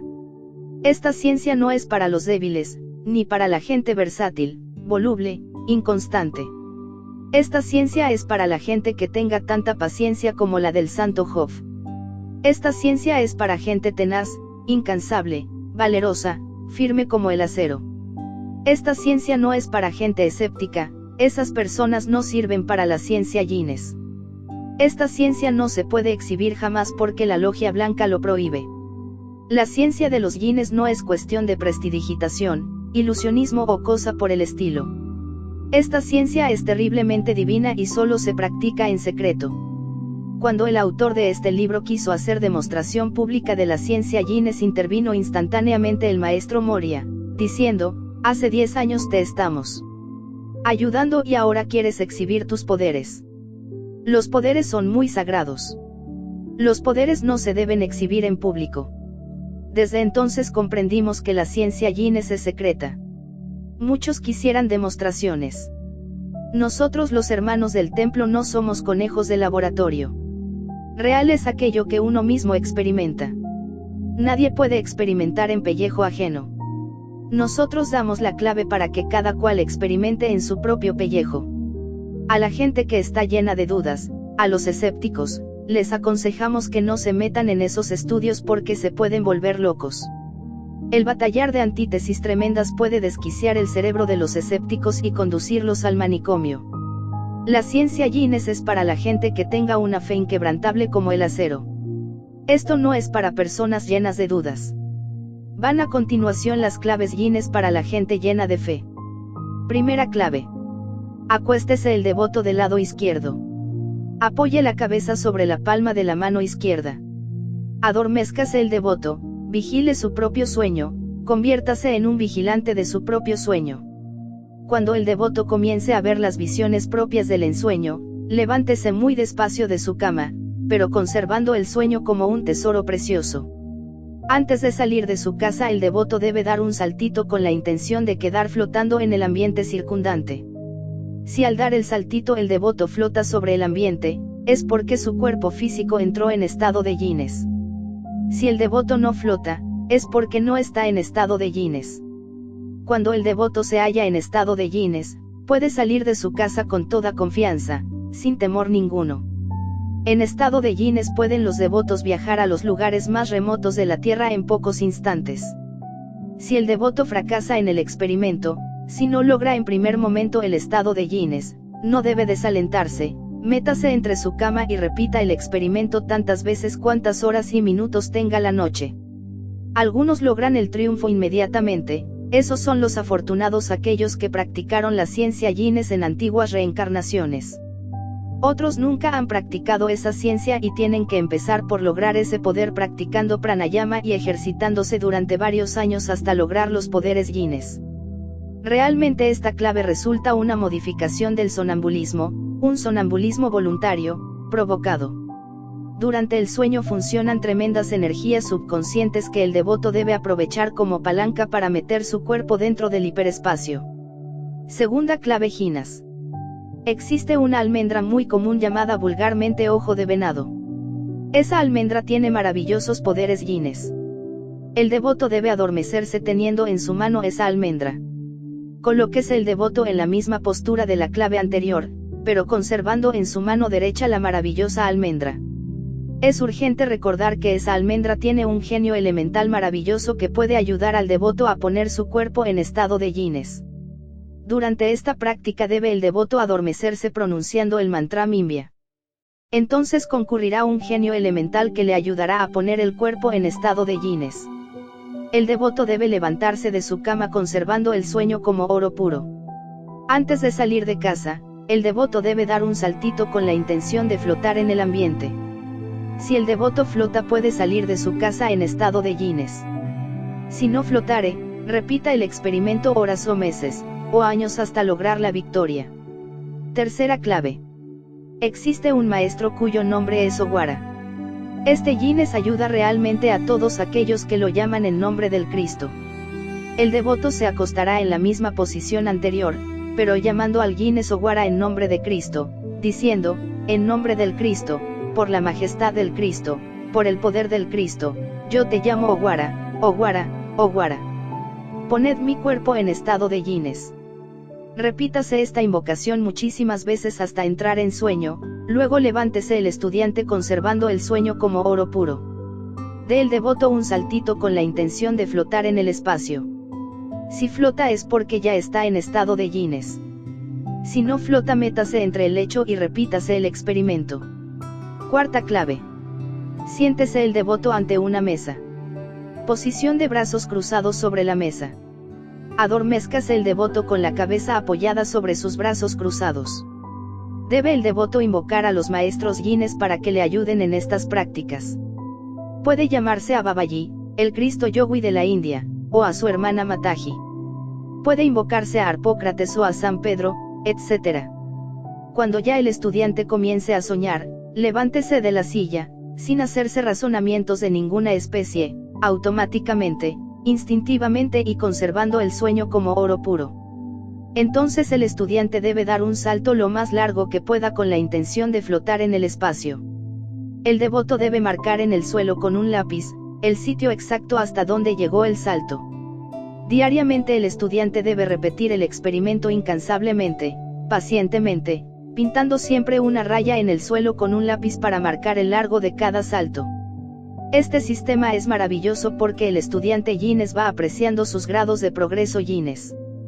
Puede que su salto hoy haya sido de 1 metro de largo, mañana puede haber aumentado 1 centímetro, pasado mañana otro centímetro, etc.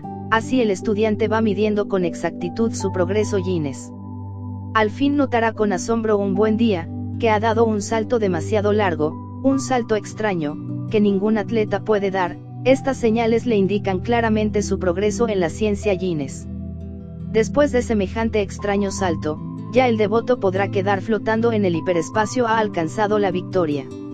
Esta clave es formidable. Lo importante en el ocultismo es la práctica. Ya la gente está cansada de teorías, ahora se necesita ocultismo práctico. Los teorizantes ni hacen ni dejan hacer. El estudiante no debe perder el tiempo teorizando. Es mejor practicar callado. Guardar en secreto los triunfos. Se debe guardar mucho silencio porque esta ciencia es secreta. Es mejor callar. Así nos evitamos las burlas de los teorizantes inútiles, que ni hacen ni dejan hacer, esos son parásitos sociales. Quinta clave. En el preciso instante de despertar del sueño anormal puede el estudiante saltar de su cama instantáneamente, sin análisis consciente ni subconsciente, sin el proceso de elección conceptual, en forma instintiva, extasiado por la sabiduría y lleno de una fe tan fuerte como el acero de una espada muy bien templada y lista para la batalla. Antes de salir de la casa debe el estudiante saltar entonces, y si flota en el ambiente, es porque su cuerpo ya entró en estado de yines. Entonces el estudiante puede dirigirse a donde quiera con su cuerpo físico en estado de yines. Si no flotare, debe el estudiante repetir el experimento. Con paciencia se anda muy lejos en estos estudios. Sexta clave. Los caballeros tigres del México azteca ponían su cuerpo físico en estado de yines con ayuda de la fuerza elemental del tigre. Algunos códices mexicanos nos pintan a los caballeros tigres dirigiéndose al templo en figura de tigre. Dícese que cuando llegaban al templo tomaban nuevamente figura humana. En el México antiguo, el templo de los tigres era muy sagrado. La fuerza elemental del tigre permite poner el cuerpo en estado de yines. El estudiante puede acostarse sobre una piel de tigre. Adormézcase el devoto invocando a los daves que reinan sobre los tigres. Suplíqueseles que nos ayuden con la fuerza del tigre. Los devotos aztecas de la Orden Sagrada de los Tigres, se identificaban con el tigre, se adormecían, y luego conservando el sueño como oro puro, se levantaban de su lecho andando en 4 patas como el tigre. Entonces decían llenos de fe, nosotros nos pertenecemos. Así con el cuerpo en yines y con figura de tigre llegaban los caballeros tigres al templo. Los códices mexicanos nos dicen que allí tomaban nuevamente su figura humana. Los yogis del Indostán se sientan a meditar sentados sobre una piel de tigre. Cuentan los aztecas que la primera raza humana fue devorada por los tigres, símbolo de la fuerza divina. Que soles de entusiasmo os alumbren el camino. Que el Axeseoc cante a vuestro paso. Que las fuerzas del tigre os acompañen. Que los cocuyos de sabiduría iluminen vuestro intelecto. Que el pic rumoroso dé sombra a vuestros descansos. Que las ranas de esmeralda señalen los senderos, proando sin descanso. Que ella, la naturaleza, sea pródiga con vosotros. Que la fuerza universal nos bendiga y dirija. El yogui occidental acostado sobre la piel de tigre y con el cuerpo semidesnudo debe hacer la práctica esotérica de los caballeros tigres. Así podrá entrar en estado de yines. Séptima clave. Aquellos que saben salir en cuerpo astral, pueden invocar su cuerpo desde lejos. Lo primero que hace el gnóstico que va a trabajar con esta clave, es salirse en cuerpo astral. Cuando ya se halla lejos de su cuerpo puede llamar a cualquiera de los maestros yines y suplicarle que le traiga su cuerpo, puede invocarse a Harpócrates, Babaji, Mataji, San Pedro, Oguara, etc. Se ruega por el Cristo, se pide por el Cristo, se suplica por el poder del Cristo. Entonces los genios yines, sacan el cuerpo de la cama, y lo traen al devoto que lo pide. Antes de llegar el cuerpo ante el devoto, se ven primero unas bolas que vienen. La última bola es de color rojo. Detrás de esa bola viene el cuerpo en estado de yines. Cuando ya el cuerpo se va acercando, el estudiante siente entonces que los hombros se le van poniendo pesados. Es tremenda la emoción que se siente cuando el cuerpo viene ante nosotros. Lo más curioso que asombra, es cuando descubrimos que el cuerpo físico también tiene conciencia, responde a lo que le preguntamos. Los devotos deben dominar en estos instantes toda emoción y controlar la mente para no fracasar en el experimento. Si el devoto se deja llevar de la emoción, entonces instantáneamente ambos, cuerpo y devoto, regresan instantáneamente a la cama, y fracasa el experimento aquí. Trabajo de mesa. Llámase en ocultismo trabajo de mesa el instante en que el cuerpo así invocado desde lejos debe inevitablemente entrar dentro del cuerpo sideral del devoto. Esta obra es difícil porque el cuerpo debe aprender, y el alma debe dominar la emoción, y saber ordenar. El cuerpo debe entrar dentro del alma por el chakra coronario o loto de los 1000 pétalos situado en la parte superior de la cabeza sideral. Debe el devoto dar la orden al cuerpo, y el cuerpo obedece. Si no obedece bien es porque no sabe, entonces el devoto debe enseñarle. Se debe ordenar al cuerpo que pose sobre la cabeza sideral del cuerpo astral y que penetre dentro del devoto por esa puerta. El resultado es maravilloso. El cuerpo obedece y entra dentro del devoto. En el plano astral, no es el devoto quien debe entrar dentro del cuerpo. En el astral las cosas son diferentes. Allí es el cuerpo quien tiene que entrar dentro del devoto. Así es como los devotos quedan con su cuerpo dentro del plano astral. El sistema yines de esta clave séptima, es para gente ya muy práctica en el uso y manejo del cuerpo astral. Con el cuerpo en estado de yines podemos visitar los templos de la Gran Logia Blanca y recibir enseñanza directa de los grandes maestros que iniciaron la aurora de la creación. Esto es lo que se llama ocultismo práctico, esto es lo que se necesita ahora urgentemente. Ya los estudiantes de las distintas escuelas de ocultismo, se cansaron con justa razón de tanta teoría. Desgraciadamente la mayor parte de estudiantes quieren conseguir poderes regalados, sin esfuerzo, sin sacrificio, con toda clase de comodidades, rápidamente, en pocos días, como soplar y hacer botellas. Nosotros debemos advertir que todo cuesta en la vida, nada se consigue regalado. El que quiera tener estos poderes yines, debe tener la paciencia del santo Job, el valor del tigre, la tenacidad del toro y sed inagotable de verdadera sabiduría divina. Esta ciencia no es para gente inconstante. Los inconstantes, es mejor que renuncien a estos estudios. Esta ciencia tampoco es para gente curiosa. Con las leyes cósmicas no se puede jugar impunemente sin quemarse. Ley es ley, y lo sagrado se debe respetar.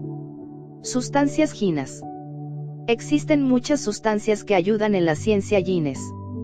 El estudiante de ocultismo debe conocer esas sustancias y manejarlas. La ciencia yines es terriblemente divina. El huevo órfico, huevo de oro de Brahma, el huevo egipcio, etc., simboliza claramente la materia prima de la gran obra. De la materia prima salen universos, plantas, animales, hombres y dioses. El huevo está lleno de grandes poderes ocultos. El huevo de gallina es utilizado para los estados yines. Fórmula: entibiese un huevo entre el agua. Despúntese por la parte puntiaguda. Extráigase la clara y la yema. Se debe extraer clara y yema por el orificio practicado en el huevo. Redúzcase a polvo la corteza del huevo. Ese polvo es utilizado por los yogis para la ciencia yines. Antes de hacer las prácticas yines todas las noches, debe el devoto echarse ese polvo en el pecho y debajo de los brazos, en la región vellosa de los sobacos. Después abríguese bien el estudiante y comience sus prácticas yines. Se puede tener una buena cantidad de este polvo para las prácticas yines. En estos polvos se hallan los grandes poderes de la ciencia yines. Estos polvos son maravillosos. Santidad. El estudiante que se encuentra estudiando y practicando la ciencia yines debe inevitablemente acabar con 3 pecados: ira, codicia, lujuria. Solo así es posible evitar el ataque de los tenebrosos. Si el estudiante no corrige estos defectos, tampoco logrará un progreso realmente positivo en el sentido completo de esta palabra. Vestuario. Los varones que se entregan a la ciencia yines deben usar para sus prácticas únicamente un pantalón de baño de color amarillo. Eso es todo. El cuerpo desnudo resulta mejor para las prácticas yines, porque los chakras giran libremente sin el estorbo de la ropa. Mujeres. Las mujeres que practican con la ciencia yines deben usar para sus prácticas una túnica muy larga y ancha, lo más amplia posible. La túnica debe ser muy hermosa, imitando las túnicas de las samaritanas. La mujer que se entrega a la ciencia yines no debe recortarse el cabello. El cabello es realmente el símbolo del pudor y de la castidad en la mujer. En los antiguos tiempos a las mujeres adúlteras se les cortaba el cabello. Ese era su castigo. La mujer que practica con la ciencia yines no debe usar para sus prácticas vestidos de baño, como los hombres, porque eso es inmoral en la mujer. Las jerarquías divinas exigen modestia, pudor, castidad. Advertencia. Estas túnicas amarillas para los yines, no son para asistir a los rituales gnósticos. Únicamente para la ciencia yines. La túnica amarilla para la ciencia yines debe llevarse puesta directamente sobre la piel del cuerpo. Debajo de la amplia túnica no debe usarse ninguna otra pieza de vestir. Capítulo 15. Útiles y perfumes. Se debe disponer siempre de un cuarto especial para trabajar con la ciencia yines. Empero cuando no se puede disponer de ese cuarto especial, entonces la recámara de dormir, la misma alcoba, puede convertirse en un verdadero santuario. Habiendo castidad todo anda muy bien. Se debe sahumar la recámara diariamente con los 5 perfumes. Estos 5 perfumes son los siguientes: incienso, mirra, aloe, azufre, alcanfor. Es necesario pintar en el umbral de la pieza el signo del pentagrama, la estrella de las 5 puntas. Los 2 rayos inferiores deben estar hacia afuera. El rayo superior debe quedar hacia adentro. Esta estrella se puede pintar con carbón. También se puede pintar en un cuadro enmarcada con su vidrio, y ponerlo luego a la cabecera de la cama. En este caso el ángulo superior está hacia arriba, y los 2 ángulos inferiores hacia abajo. La pieza o recámara debe estar toda adornada con colores amarillos. Alfombras o tapetes amarillos, luz amarilla, adornos amarillos, etc. El iniciado, además de su pantalón de baño amarillo, es bueno que tenga su bata de levantarse color amarillo. Dentro de la recámara o cuarto de trabajo deben estar siempre presentes la imagen del Cristo, Bude, y la Virgen. Ya sea esta representada como Isis, o la Madre Cósmica de la India, María Tonantzin, o sencillamente como la blanca paloma del Espíritu Santo.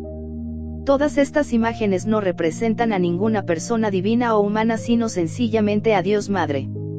Ya sabemos que Dios como Padre es sabiduría, y como Madre es amor. Como Padre reside en el ojo de la sabiduría situada entre las dos cejas. Como Madre reside en el templo corazón. La serpiente sobre la vara también representa a la Divina Madre. Debe seleccionarse cuidadosamente el símbolo que más nos guste, y usarlo en la recámara de trabajo. Se debe tener un altar dentro de la recámara, y el fuego en el altar. Nunca debe faltar el fuego en la casa de un iniciado. Este es el libro amarillo, esta es la sabiduría de los budes, esta es la ciencia de la mente cósmica. Los budes usan manto amarillo. El color del mundo mental es el amarillo. Cuando el hombre se liberta de sus 4 cuerpos de pecado, es un bude. Todo bude usa manto amarillo. El rayo del Cristo es el amarillo oro. La ciencia de la mente constituye verdaderamente el libro amarillo. Este es el libro amarillo porque es la ciencia de la mente. El iniciado debe encerrarse diariamente a las 10 de la noche para trabajar en la ciencia de la mente.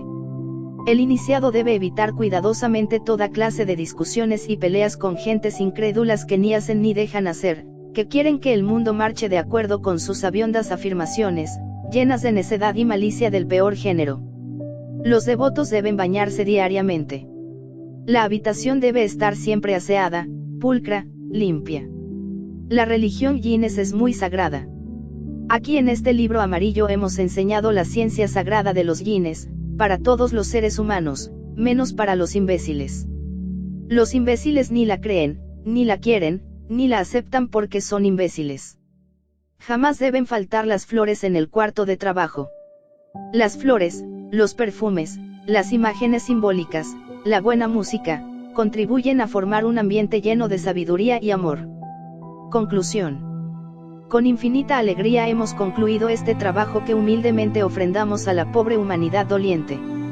Se nos ha dicho que existen 3 rayos de autorrealización íntima. Esos 3 rayos son, el místico, el yogui y la senda del hogar doméstico. Los bienamados de la gnosis apoyados en su bastón recorren este sendero triuno. Nuestra divisa, este lema, voluntad. Aquí tenéis, amadísimos, un libro de ocultismo absolutamente práctico.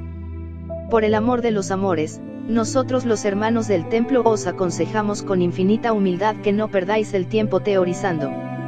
El opio de las teorías es más amargo que la muerte. Sed humildes para alcanzar la sabiduría y después de alcanzada sed todavía más humildes. Practicad con las enseñanzas de este libro y desarrollaréis vuestros poderes divinales. Sed constantes, amadísimos, sed pacientes, tened fe absoluta en la Divina Madre Kundalini. La Señora de toda adoración conduce a sus devotos de chakra en chakra. Cuando la serpiente ígnea de nuestros mágicos poderes despierta, el devoto pasa por 6 cortas experiencias inolvidables, a saber, felicidad divina, temblor del cuerpo y de los miembros, salidas en astral, voluptuosidad espiritual, dolor en el hueso coxígeo y desvanecimientos extraños, sueño muy profundo y lleno de lucidez espiritual. Estas 6 señales indican al discípulo el despertar del Kundalini. Así como el jardinero riega su jardín interno y delicado con el néctar sublime del amor hasta que aparezcan los frutos deliciosos del Edén. El libro amarillo es realmente un manual de esoterismo práctico. Sabed, bien amados discípulos, que este texto es una guía segura en la senda de la iniciación. Estudiad este libro y practicad con intensidad y suprema paciencia. Con el despertar del Kundalini aparecen muchos poderes ocultos. Cuando esto suceda, cuidaos mucho de caer en el orgullo. Teniendo esos poderes, sed como quien no los tiene. Reconoced entonces vuestra propia miseria y pecado. Refúgiate en la nada. Tú tan solo eres la sombra pecadora de aquel que jamás ha pecado. Desarrollad vuestros poderes internos, pero disolved el yo, el mí mismo, el ego reencarnante. Solo disolviendo el yo lograréis la liberación total. El yo es una larva horrible metida en los distintos trasfondos de la mente. cuando el yo se disuelve aquel gran Señor de la luz entra en el alma y hace en ella su morada. Nosotros los hermanos del templo, sentimos gran amargura cuando vemos algún gran maestro que a pesar de haber despertado el Kundalini conserva todavía vivo el yo en los profundos trasfondos de la mente. Amadísimos, aquí tenéis un libro para despertar el Kundalini y desarrollar todos los poderes ocultos. Practicad, amadísimos, pero disolved el yo. Reconoced vuestra propia miseria y pecado. Ayunad mucho, orad, hollad con fe, paciencia y caridad la rocallosa senda que conduce al nirvana. Samael Aun Weor. Índice. El libro amarillo 1. Prefacio 1. Introducción 3. Capítulo y el amor 4. Capítulo 2 Kundalini 5. Capítulo 3 Los dos testigos 7. Capítulo 4 Canto mántrico para despertar el Kundalini 8. Capítulo V Los hijos de la sabiduría 9. Capítulo Viurt Baratus 10. Capítulo 7 La madre cósmica 11. Capítulo 8 Pranayama crístico egipcio 12. Práctica esotérica 12. Capítulo 9 Transmutación sexual para solteros 14. Práctica de transmutación sexual para solteros 14. Actitud mental de la primera posición 14.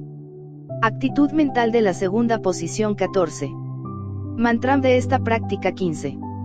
Origen de esta práctica 15. Capítulo X Orden y disciplina esotérica 15. Capítulo 11 La meditación 16. Capítulo 12 Primeras experiencias clarividentes y clariaudientes 16. Capítulo 13 La sutil voz 18. Posición de hombre muerto 20.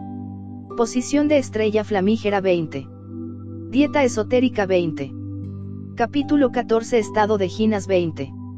Primera clave 23. Segunda clave Ginas 23. Tercera clave 24. Cuarta clave 24. Quinta clave 24. Sexta clave 24. Séptima clave 25. Trabajo de mesa 26. Sustancias Ginas 26. Santidad 27. Vestuario 27. Mujeres 27. Advertencia 27. Capítulo 15 Útiles y perfumes 27. Conclusión 28.